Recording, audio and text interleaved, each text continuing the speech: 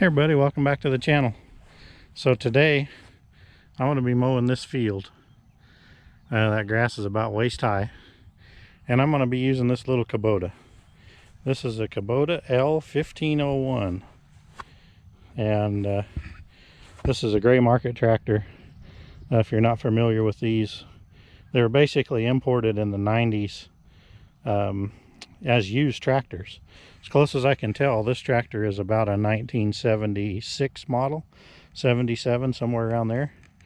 And they were imported without the approval of Kubota.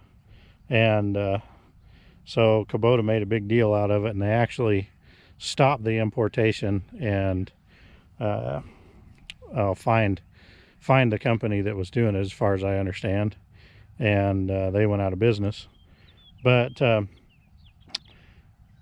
these were fairly low hour Japanese made tractors. You know, when they were imported, most of them had just a few hundred hours on them, and this one has about, well, let's see, looks like it's got 837 now.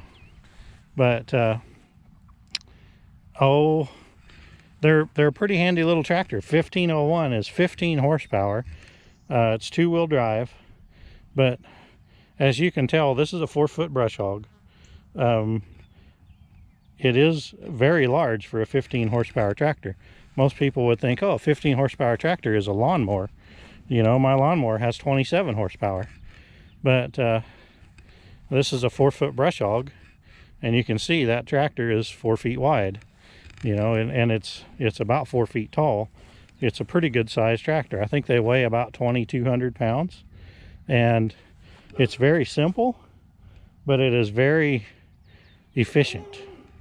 So I can run all day mowing this heavy grass, and it'll probably take me all day with a 4-foot brush hog. I'm mowing about 5 acres, but I can run all day on just a few gallons of diesel fuel. It is a naturally aspirated 2-cylinder diesel engine. Fuel tank. Your radiator's back here. Open up the hood.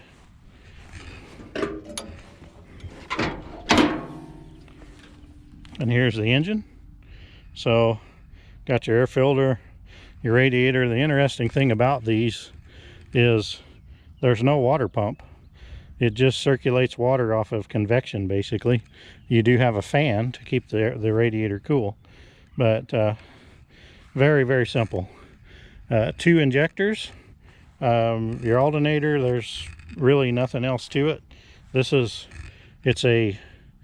basically a mechanical diesel, so as long as it starts up, as long as the starter or you dragging it with the tractor or dragging it with another vehicle to turn it over and start it. Once it starts, it needs no electricity to run.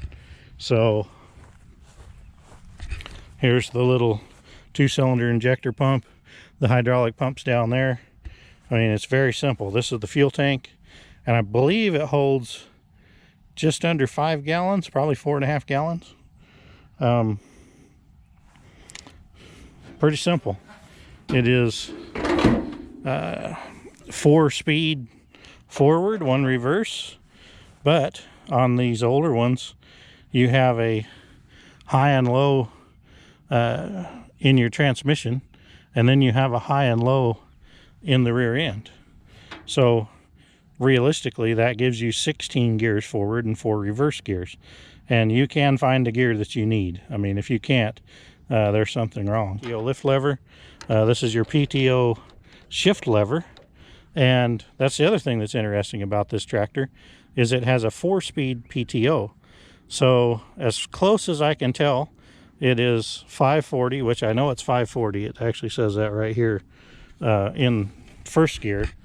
And then I believe it goes to 1080 second gear, and on through the 4 gears.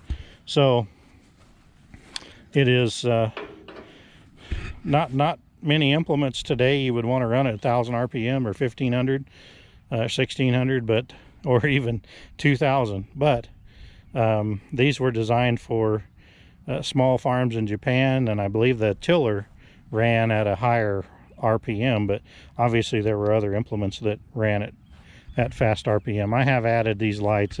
They're pretty crude. I took out the old incandescent bulbs in the front and put in LED lights just because you couldn't really see anything with the old ones. You do have a little toolbox under the seat, and other than that, it's pretty basic. The one thing to look out for on these tractors, the steering gearbox that's up under here, they generally don't get maintained and they will fail. But other than that, I mean, keep the oil change in them. These are awesome little tractors, and it's amazing how fuel efficient it is. It does have a well, the PTO is not live. The PTO is part of the transmission, so when you push in on the clutch, the PTO will stop. And because of that, with this mower on here, you shut the PTO off, this mower's got enough mass, it'll sit there and spin for 3 or 4 minutes. And if you don't have that clutch right there, why, it'll continue driving the tractor forward until you put the transmission in neutral, even though you got the clutch pushed in. So that clutch allows the PTO to overrun the axles, and then it doesn't push you. So that's really a safety item. But if you are running one of these, it's a good $75 to spend. I was getting the grass hung up in the PTO shaft, so I found this piece of plastic that came out of underneath my daughter's Lexus car. It was falling off, so she took it off, and it fits there perfectly. So we'll see if that keeps the grass off of the PTO. Otherwise, not much to say about the little tractor. This is your kill lever. Your ignition is over here. Well, that's your starter switch. This is off and on, but you turn that to the left and it ignites the glow plugs, and it's very, very crude. Down inside of here is a coil that heats up, and that's your glow plug light. When that coil's hot, then your glow plugs are hot. So very simple. The horn doesn't work. I need to put a new horn on it someday. But I don't believe these lights work either. They were wired into the original ignition switch, and I believe maybe it does have turn lights up there, so maybe they were wired into that, but they don't work anymore. But otherwise, this thing is an awesome little tractor. So as far as Kubotas go, because this is a gray market tractor, you can't buy parts for it at Kubota. If you go in and tell them you have a 1501, they'll tell you they never made one of those. Well, sorry guys, they did. They never imported them to the United States. So if anything breaks, you either have to find a junkyard that's got one, or you find a overseas supplier and get parts from Australia or Indonesia, somewhere over there. So not the most convenient thing, but man, you can buy these really reasonable. I actually traded a Harley Davidson motorcycle for this thing, and for me, I'd say that was the best trade I ever made, because I used the tractor 100 times more than I ever used a motorcycle. But anyway, let's get to mowing a little bit, see how this thing does. All right, so here we are. We're going to start it up, turn the ignition switch, got the clutch pushed in. It does have a clutch safety switch. This is your ignition. Like I say, turn it to the left, it's the glow plug. Turn it to the right, and it'll fire up.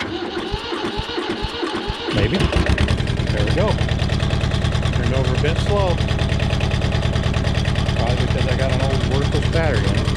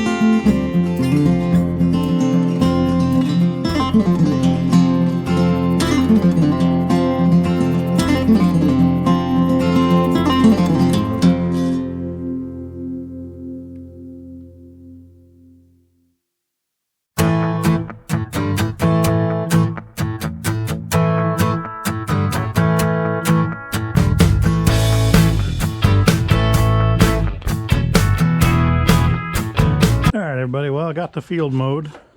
Actually took about 6.5 hours. Now I want to see how much fuel I used. So I've got a milk jug here that I'm gonna measure fuel in. So I had this full when I started, and oops, I'm leaking a little bit. I really want to see how much it used. So about 6.5 hours of mowing. I did notice that my hour meter is not correct. So looks like it's off by about 40%. So there's a good chance this thing has about 1,200 hours on it. But it is what it is. It still runs good. Still does what it's supposed to. I am overflowing a little bit there. But that's 1 gallon for 6.5 hours. And it is safe to note that that was running at basically full load at about 2,800 RPM for that whole time.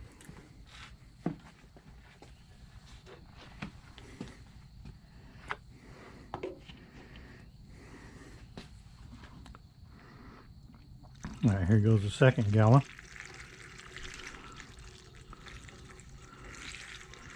Leaking a little bit, but do the best I can.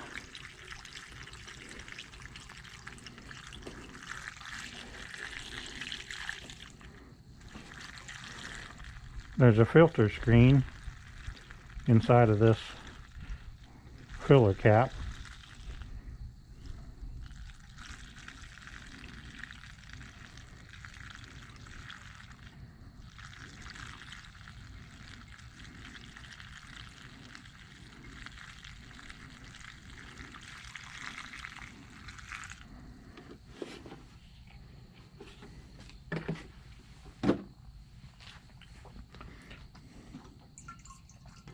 That's 2 gallons.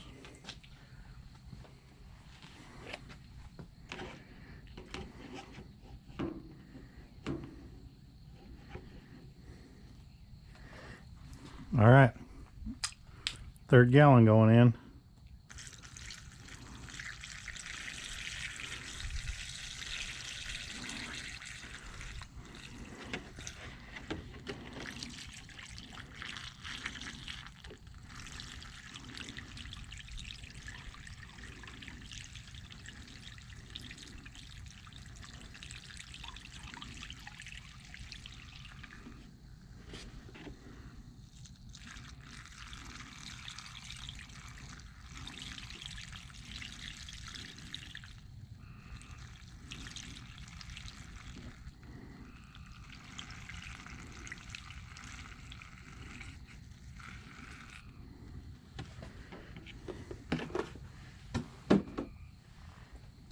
Well,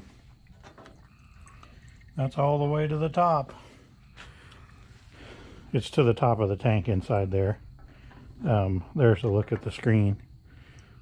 But it's all the way where I started. So three gallons to run for 6.5 hours. That's pretty good. Especially considering it was running that brush hog as hard as it could run it. I'm not sure you could get a modern day diesel that would be that fuel efficient. Alright, so I didn't go over the controls real well earlier in the video, so I'll go ahead and show those a little better at the end here.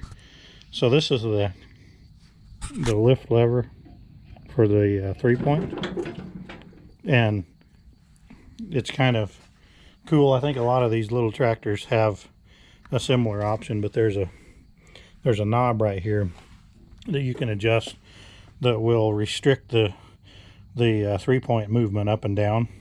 So you can actually lock it in the up position, or you can make it so your implement drops relatively slow. So that's kind of neat. You know, down here We've got our little throttle pedal and our two brakes. It does have a lever to tie the two together, and this is your brake lock. And then you got a throttle here, this little knob. I'm not sure what the purpose of that is, but it sticks out there where you can access it. This is your transmission high and low range, and this is your 4-speed shifter, and then this is your 4-speed shifter for the PTO, and then over here is your high and low range in the axle. And then you have this bar down here. This is the axle lock, so the differential lock, so it will lock in both rear tires. And that is how to get this thing to go the best. When you put it in, when you lock that, I do it quite a bit when I'm dragging the driveway with the box blade, just because you're trying to get the most traction, and it digs and it definitely helps. But the downside to that is it doesn't steer, and you have to stop the tractor to get it to release. So, and then this is the main throttle.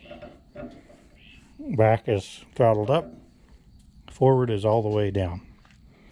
So really simple. That's, other than the kill switch on the other side and the ignition switch, that's pretty much all of it. These are super simple little tractors, and the best thing about them is they don't have any emissions on them. So you don't have an emission filter, you don't have DEF. Obviously they didn't do that in the 70s, so none of that crap to go bad. I see a little drop of oil underneath there. I can say that I think I got too much oil in the transmission, because when you're running the PTO, it'll heat up in there and push some of the oil out around the shifter. That's why it's kind of oily up top there. So I figure eventually that level will straighten itself out and it'll stop doing that. But all right, guys, well, the little Kubota definitely put in a day's work today.